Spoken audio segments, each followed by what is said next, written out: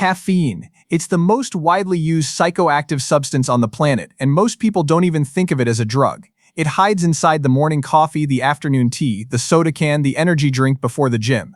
Billions of people start their day depending on it without ever questioning that. The mechanism is simple and a little deceptive at the same time. Caffeine blocks adenosine, the chemical that tells your brain it's time to rest. It doesn't generate new energy, it just covers up the sensor that would otherwise warn you about exhaustion. Within about 30 minutes comes a feeling of focus, clarity, and control, less like a euphoric rush, more like a quiet kind of confidence. The problem shows up once the effect fades and the backed-up adenosine floods back all at once. Irritability, brain fog, a throbbing headache. The obvious fix seems to be another cup, but that's withdrawal disguising itself as a morning habit. With constant use, the brain scales back its own natural alertness production and caffeine stops being an extra boost and becomes basic maintenance instead. Here's a detail few people know. Caffeine's half-life in the body is 5 to 6 hours. The coffee you drank at noon is still circulating in your bloodstream at 6 in the evening. Have another at 3, and it's still active when you go to bed at 11.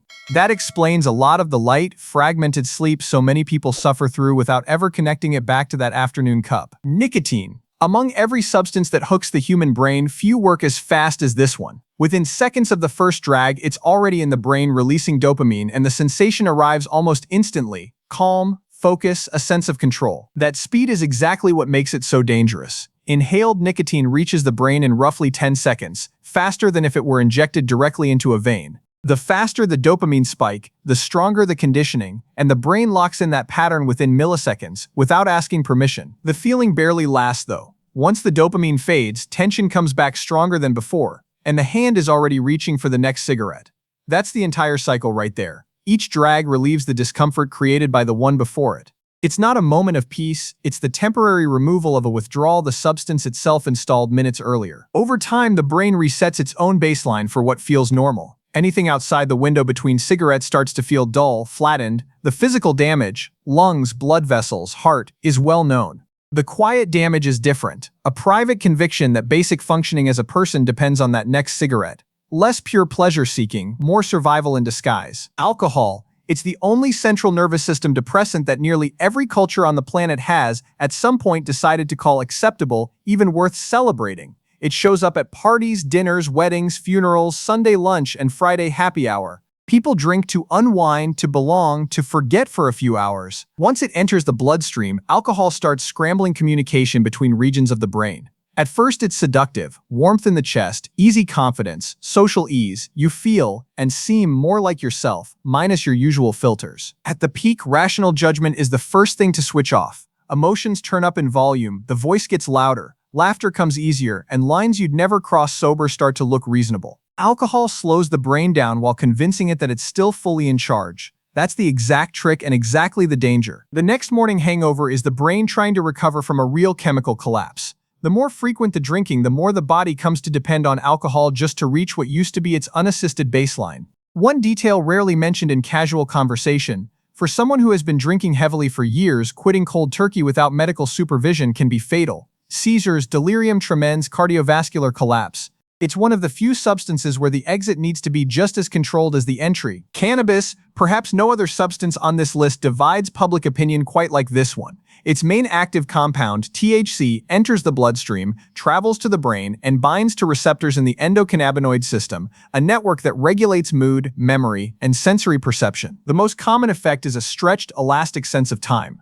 Senses sharpen, sounds gain layers, colors look more saturated, everything feels funnier or warmer to the touch. At its peak, it can bring genuine creativity and an earned feeling calm, or, depending on dose, environment, and especially the mental state going in, it can tip into confusion and paranoia. The calm-down tends to be gentle for most people. Heavier thoughts, slower speech, early sleepiness. For others, it leaves a fog that lingers into the next day. Its addiction potential is generally considered mild and mostly psychological, but frequent use can erode motivation and scramble short-term memory. Two facts rarely get mentioned. First, average THC concentration has tripled since the 1970s. The plant the previous generation smoked barely exists in that form anymore. Second, THC is lipophilic, meaning it dissolves into body fat and stays stored in fat cells for weeks after any perceptible effect has worn off. The body carries a residue of the substance far longer than the high itself suggests. Benzodiazepines. These are the sedatives officially prescribed for anxiety, panic attacks, and insomnia. working by enhancing GABA, the brain's main chemical brake. After swallowing one, the initial feeling is genuine relief. Muscles loosen, thoughts slow down. The world loses its sharp edge. At the peak, everything feels distant and soft, as if someone manually turned down the volume on worry. For people living with severe anxiety, that can mean a real shift in quality of life. The problem is that with continued use, the brain outsources its own ability to calm down and forgets how to do it alone. In the 1970s and 80s, Valium was the most prescribed medication in the United States, handed out for nearly any emotional discomfort, marketed as safe, modern, and essentially risk-free. The chemical dependence it created in millions of people wasn't acknowledged until decades later. These drugs are highly addictive when used beyond prescription, and tolerance builds fast. Each time, more is needed for the same calm.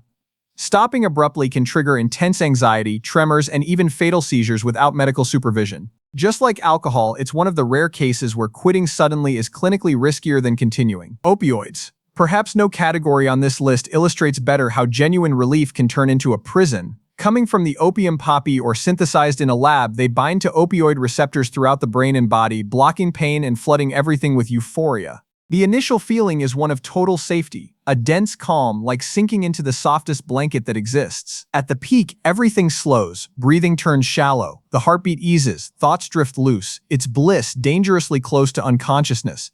Each repeat of the experience, though, delivers a little less than the one before, and that first peak becomes harder and harder to reach again. The scale of damage opioids have done to the modern world is hard to process. In the United States, the opioid crisis has killed more than 500,000 people in 2 decades, more than every American war combined since World War II. A significant part of that collapse started inside ordinary doctors' offices. In the 1990s, pharmaceutical companies assured physicians, backed by publications and financial incentives, that prescribed opioids didn't cause dependence. It was a lie, and millions of prescriptions were written on the strength of it. Fentanyl, a synthetic opioid roughly 100 times stronger than morphine, can kill in a quantity the size of a few grains of salt. Withdrawal is brutal. Anxiety, intense muscle pain, nausea, insomnia, every nerve in the body screaming for relief. The same warmth that comforts at the start is exactly what it steals from everything else in life over time. Cocaine. Fast, powerful, and treacherous, made from processed coca leaves, it floods the brain with dopamine by blocking the neurotransmitter's natural reabsorption.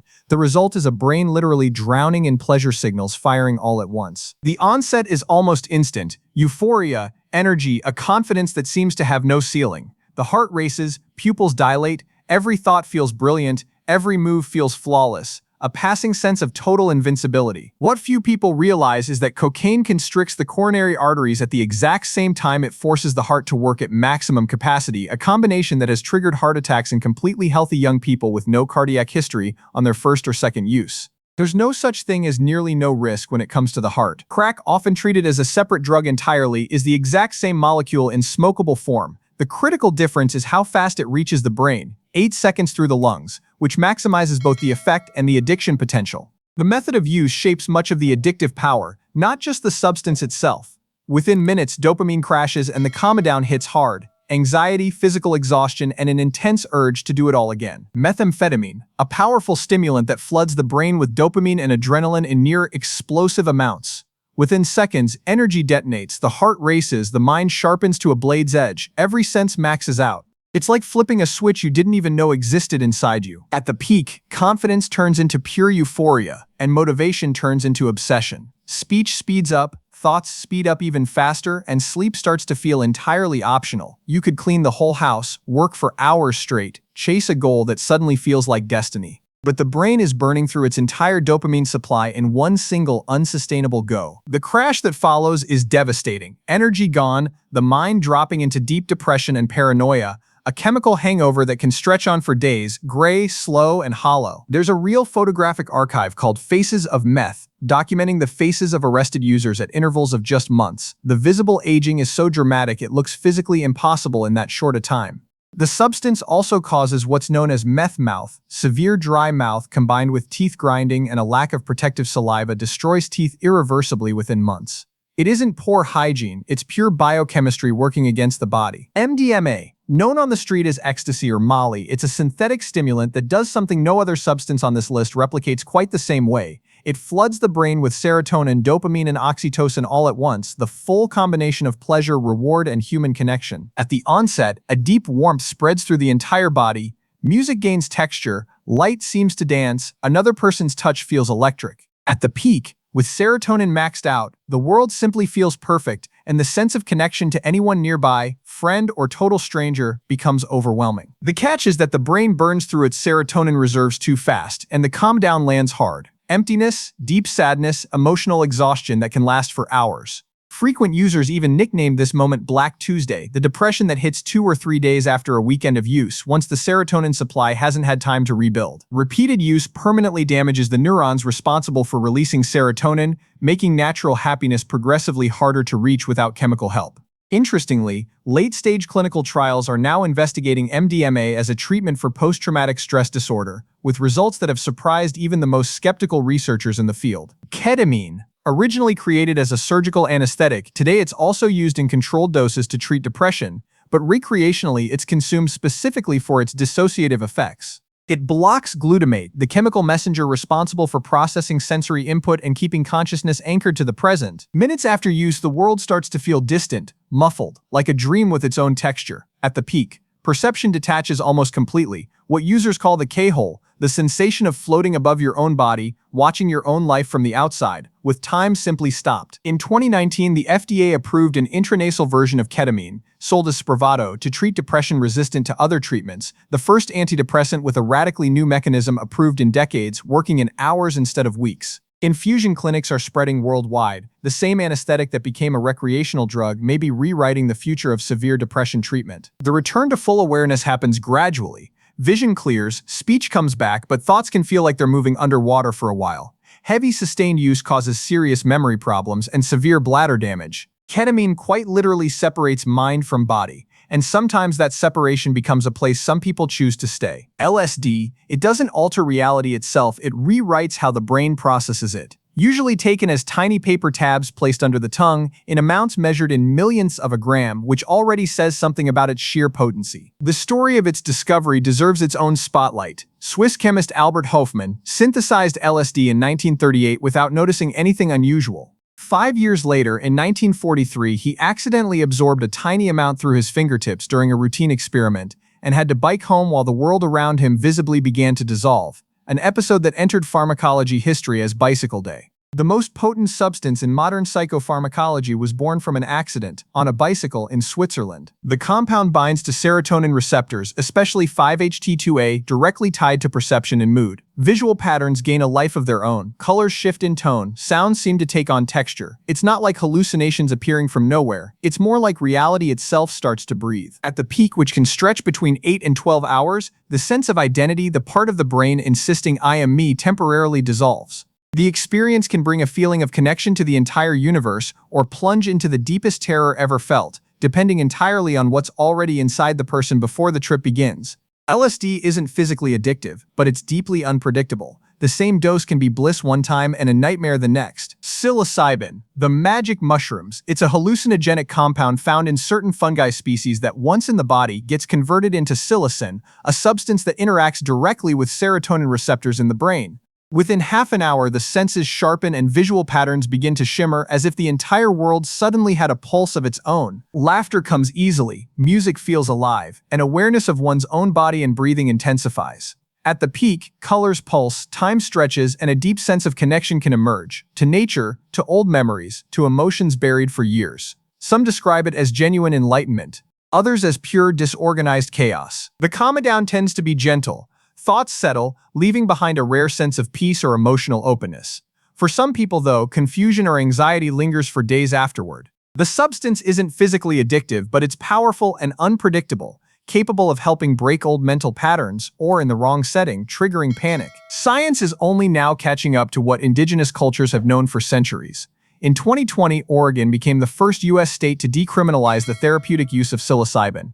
Institutions like Johns Hopkins and NYU are running advanced clinical trials with remarkable results treating resistant depression and anxiety in terminally ill patients. A substance once classified among the most dangerous is being rediscovered as a precision therapeutic tool, science simply arriving by a different road at the same place ancestral practices reached long ago. Now you know. If you liked it, leave a like and subscribe to the channel. See you later.